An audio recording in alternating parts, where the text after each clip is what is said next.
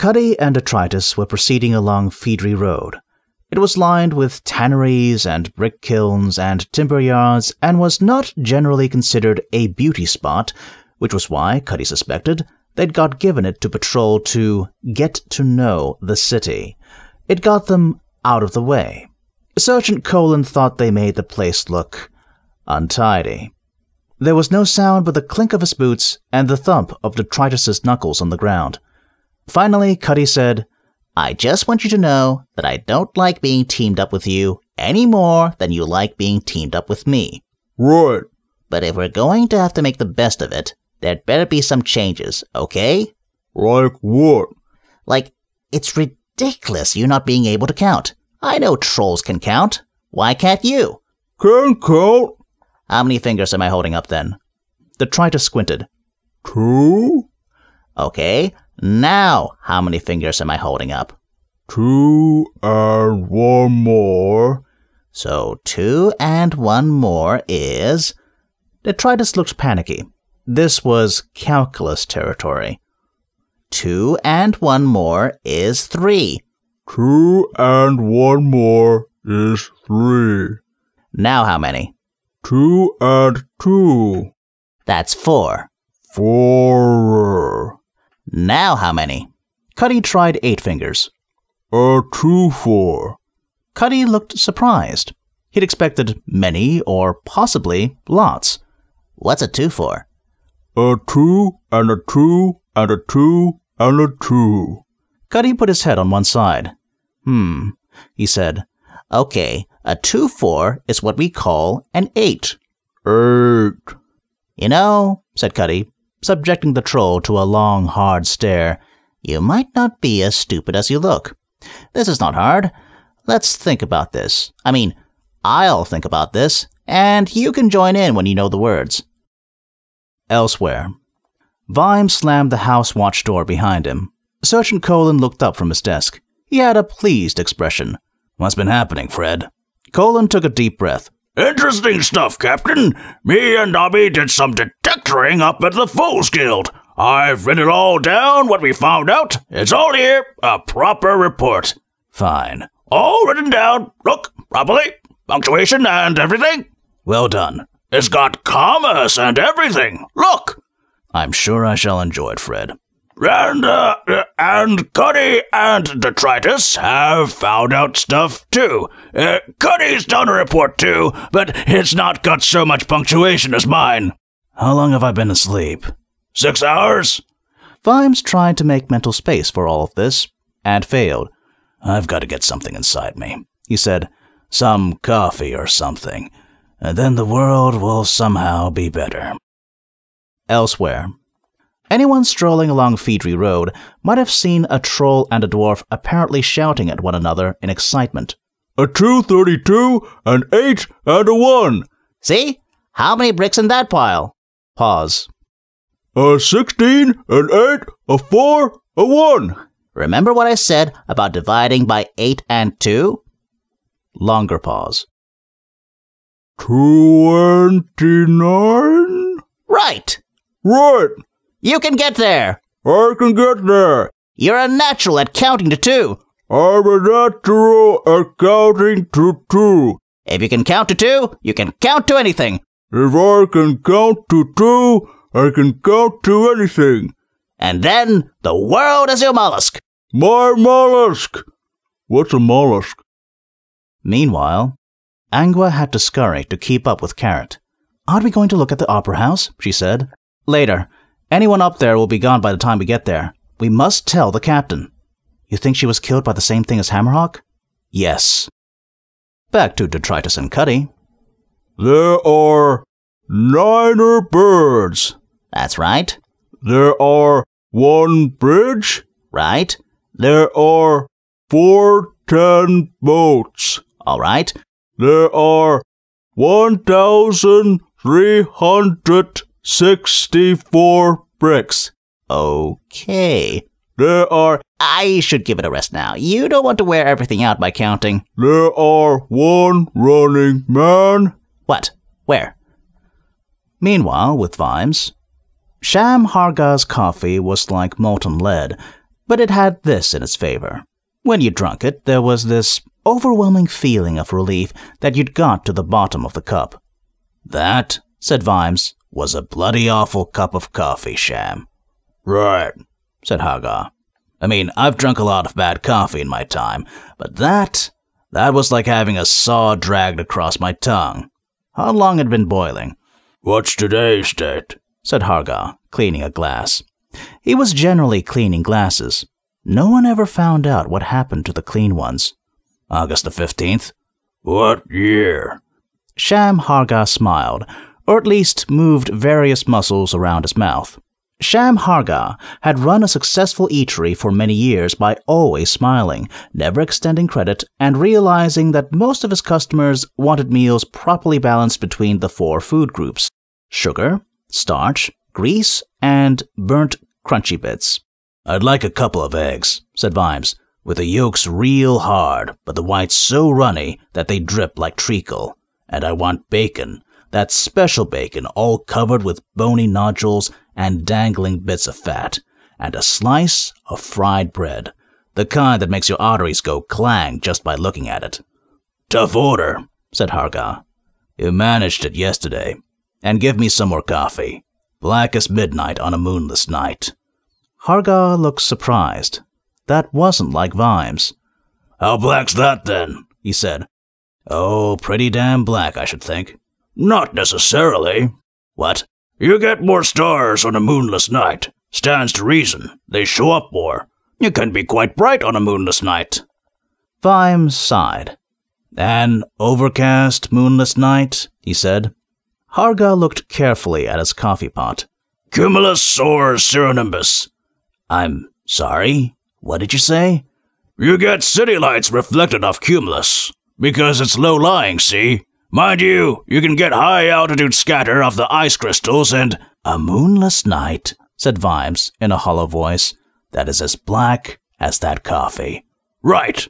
"And a donut." Vimes grabbed Hagar's stained vest and pulled him until they were nose to nose.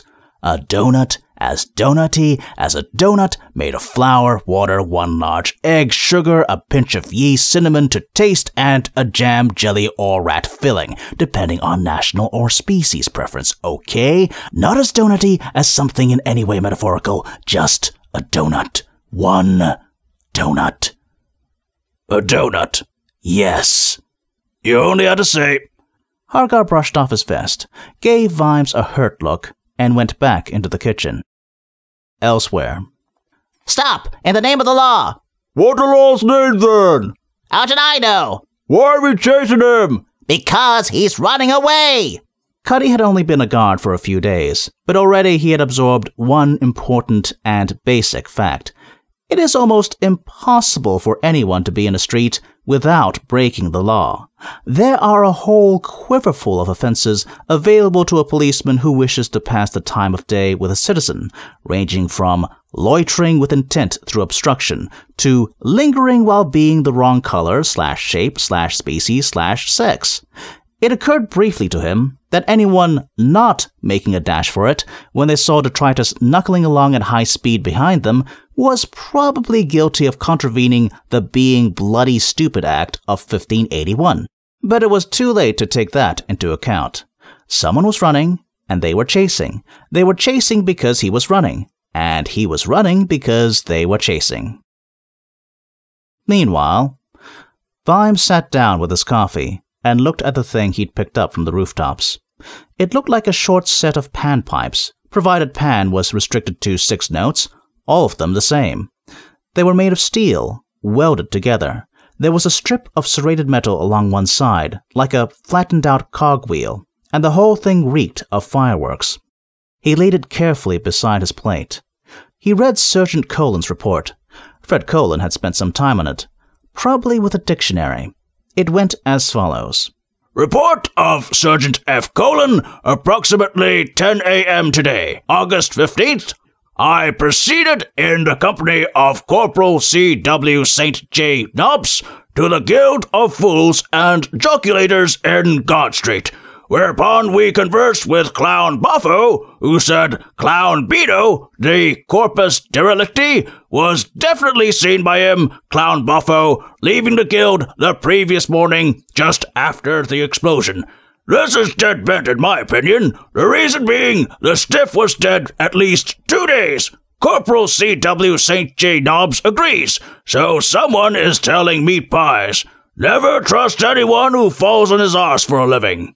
Whereupon Dr. Whiteface met us and damn near gave us the derriere velocity out of the place. It seemed to us, viz., me and Corporal C.W. St. J. Nobbs, that the fools are worried that it might have been the assassins, but we don't know why.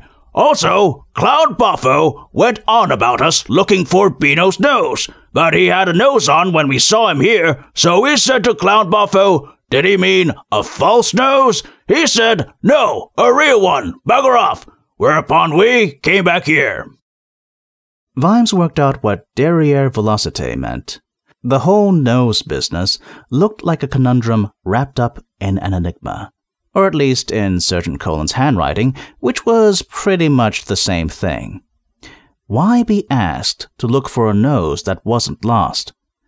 He looked at Cuddy's report, written in the careful, angular handwriting of someone more used to runes and sagas.